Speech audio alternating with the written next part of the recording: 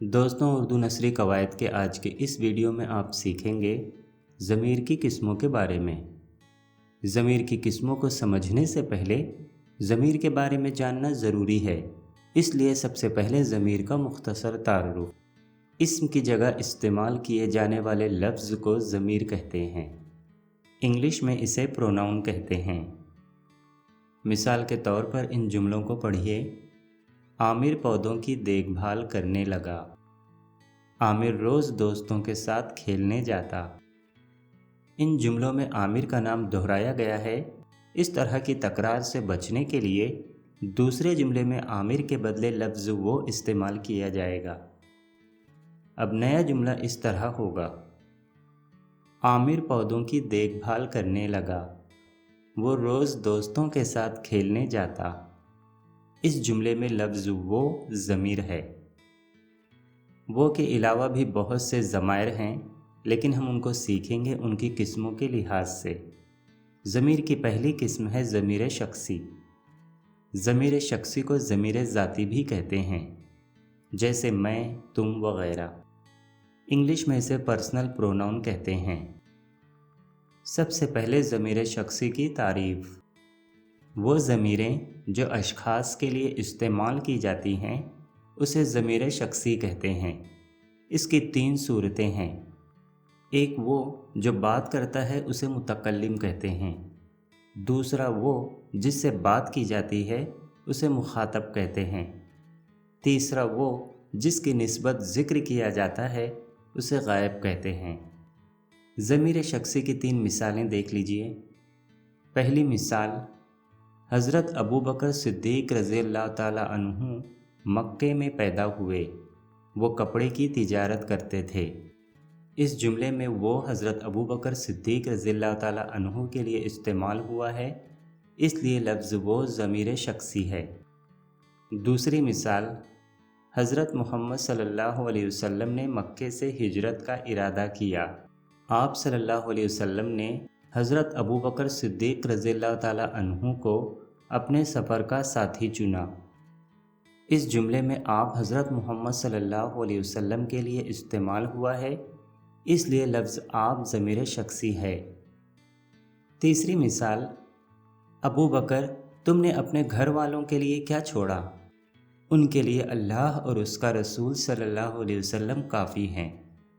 इस जुमले में तुम हज़रत अबू बकर सिद्दीक़ रज़ियल्लाहु ताला अन्हु के लिए और लफ्ज़ उन घर वालों के लिए इस्तेमाल हुआ है, इसलिए अल्फाज तुम और उन ज़मीर शख्सी हैं। ज़मीर की दूसरी किस्म है ज़मीर मौसूला। इंग्लिश में इसे रिलेटिव प्रोनाउन कहते हैं।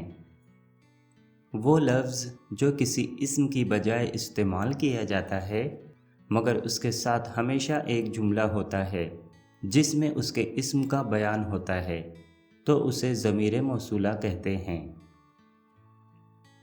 इन 3 जुमलों को गौर से पढ़ते हुए इनकी बनावट पर ध्यान दीजिए। पहला जुमला, ये टोपी जिसे पहनकर आदमी गायब हो जाता है कागज़ की है। इस जुमले में लफ्ज़ टोपी इस्म है और लफ्ज़ जिसे टोपी के लिए इस्तेमाल किया गया है, इसलिए लफ्ज़ जिसे ज़मीर मौसूला है। दूसरा जुमला, आपके दोस्त जो चेचक रूह हैं मुझे मिले थे। इस जुमले में लफ्ज़ जो दोस्त के लिए इस्तेमाल किया गया है, इसलिए लफ्ज़ जो ज़मीर मौसूला है। तीसरा जुमला, वो किताब जो कल चोरी हो गई थी मिल गई। इस जुमले में लफ्ज़ जो किताब के लिए इस्तेमाल किया गया है, इसलिए लफ्ज़ जो ज़मीर मौसूला है। ज़मीर की अगली किस्म है ज़मीर इस्तिफ़हामिया, जैसे क्यों, कब, कैसे वगैरह। इंग्लिश में इसे इंटरोगेटिव प्रोनाउन कहते हैं। वो ज़मीर जो सवाल पूछने के लिए इस्तेमाल होती है उसे ज़मीर इस्तिफ़हामिया कहते हैं। जिस जुमले में इस ज़मीर का इस्तेमाल किया जाता है उसके आखिर में सवालिया निशान लगाते हैं। वो ज़मायर जो सवाल पूछने के लिए आती हैं 2 हैं, कौन और क्या। कौन जानदार के लिए और क्या बेजान के लिए, जैसे कौन कहता है क्या चाहिए। कौन की मुख्तलिफ हालतें ये हैं। कौन की फ़ाइली हालत में वाहिद के लिए कौन और ने के साथ किसने, और जमा के लिए कौन और ने के साथ किन लोगों ने इस्तेमाल किया जाता है। कौन की मफ़ूली हालत में वाहिद के लिए कैसे, किसको या किससे, और जमा के लिए किन लोगों को किन लोगों से इस्तेमाल किया जाता है। कौन की ज़र्फ़ी हालत में वाहिद के लिए किसमें और जमा के लिए किन लोगों में इस्तेमाल किया जाता है। कौन की तौरी हालत में वाहिद के लिए किससे और जमा के लिए किन लोगों से इस्तेमाल किया जाता है। इसकी कुछ मिसालें देख लीजिए। कौन कहता है, किसने कहा, किसके पास है, किसको दिया, किन लोगों ने कहा। कुछ फ़िक्रों में फ़ेल कई अशख़ास या अशिया पर फ़र्दन फ़र्दन वाक़े होता है और जमा का होना पता चलता है, जैसे किस किस को रोऊं, किन किन लोगों से कहूं, क्या क्या करूं, वहाँ कौन कौन लोग थे वगैरह। इन 3 जुमलों को गौर से पढ़िए, आपको ज़मीर इस्तिफ़हाम बहुत ही आसानी से समझ में आ जाएगा।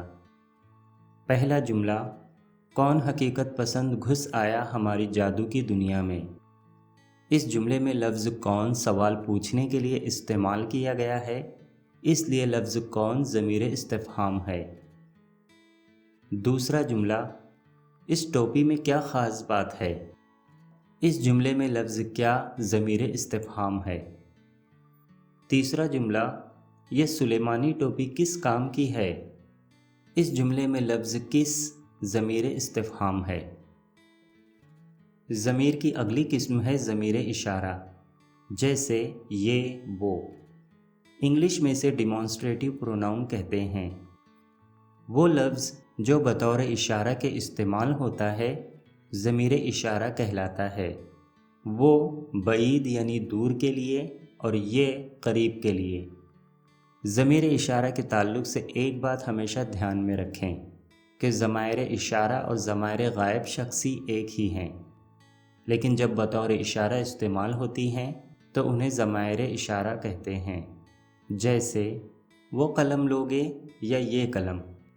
हुरूफ़ रब्त आने के बाद लफ्ज़ वो उससे और ये इससे बदल जाता है और जमा में उन और इन हो जाता है। अब आगे बढ़ते हैं और जानते हैं ज़मीर तनकीरी के बारे में। इंग्लिश में इसे इंडेफिनिट प्रोनाउन कहते हैं। ज़मायर तनकीर वो हैं जो गैर मुअय्यन अशख़ास या अशिया के लिए इस्तेमाल किए जाते हैं। ज़मायर तनकीर 2 हैं, कोई और कुछ। कोई अशख़ास के लिए इस्तेमाल होता है, जैसे कोई है, कोई नहीं बोलता। कुछ अशिया के लिए इस्तेमाल होता है, जैसे कुछ तो है जिसकी पर्दादारी है, कुछ है या नहीं, कुछ ना कहो।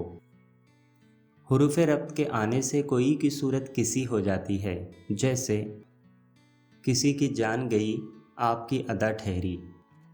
अरबी का लफ्ज़ बाज़ भी ज़मीर तनकीर के तौर पर इस्तेमाल किया जाता है, जैसे बाज़ ये कहते हैं।